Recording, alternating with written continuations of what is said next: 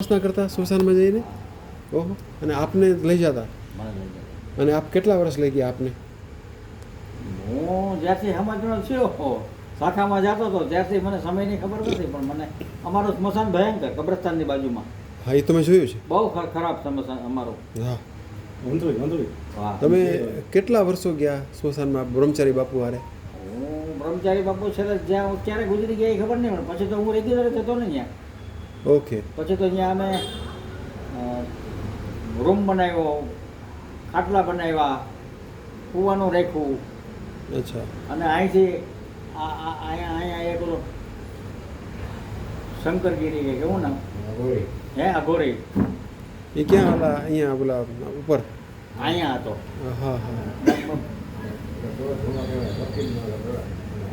આ નથી ઓલું વૃક્ષ જેવું? હા, રૂખડો. રૂખડાની સામેની સાઈડમાં આ બાજુ એનું જગ્યા હતી. એમ? અઘોરી 6.5 ફૂટ ઊંચો, હા. કફન પહેરતો, દરરોજ મારી પાસે આવે. હા. ડેઈલી એનો આવવાનું. ડેલી એનું? દરરોજ આવે મંથલી હા. હાલીને. હા. અને સ્મશાનમાં અમે બે બેસીએ. હા. એ પછી મારું તિથિ નહીં આવે, હું સ્મશાનમાં બેસું, નવરો હોઉં ને કાંઈ કામ ન હોય, ભાજપનું કામ ન હોય, મારે મ્યુનિસિપાલિટીનું કામ ન હોય, મ્યુનિસિપાલિટીનું હોય તો હું ત્યાં બેસું. એટલે હું ત્યાં સ્મશાનેથી બધો વહીવટ કરતો.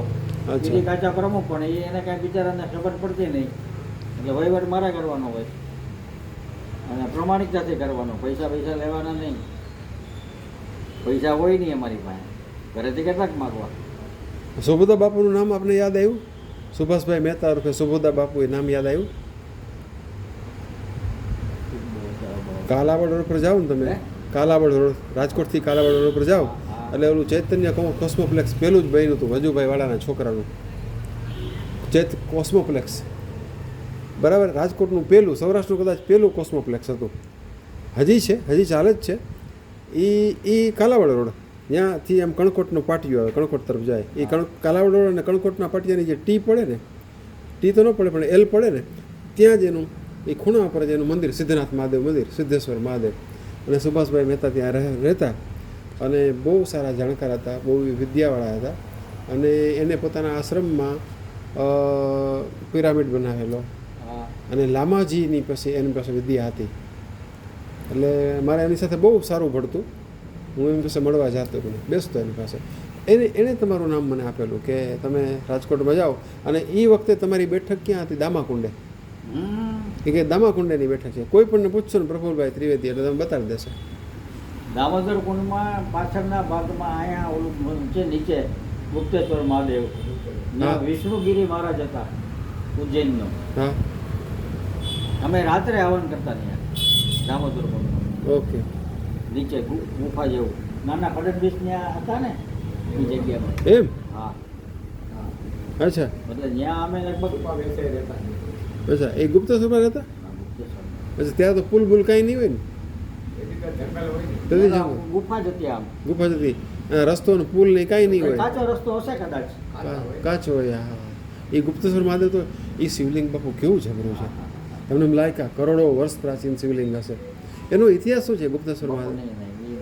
એમ બાપુ, એનો ગુપ્તેશ્વર મહાદેવનો શું ઇતિહાસ છે? નહીં, પણ એ મને લાગે છે કે બહુ વર્ષો પહેલા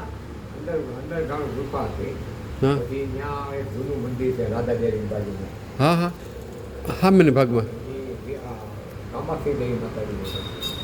બાપુ એમાં મૂર્તિ નથી? એ કામાક્ષીનું મંદિર છે? હા છે. હા હા.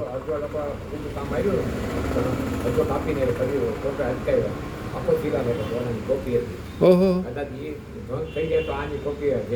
હા, એ કે પ્રતિલિપિ હતી. હા હાજી હતી. એ છે જ રસ્તામાં. હા. બાઈ પૂજારી ઓલા હતા.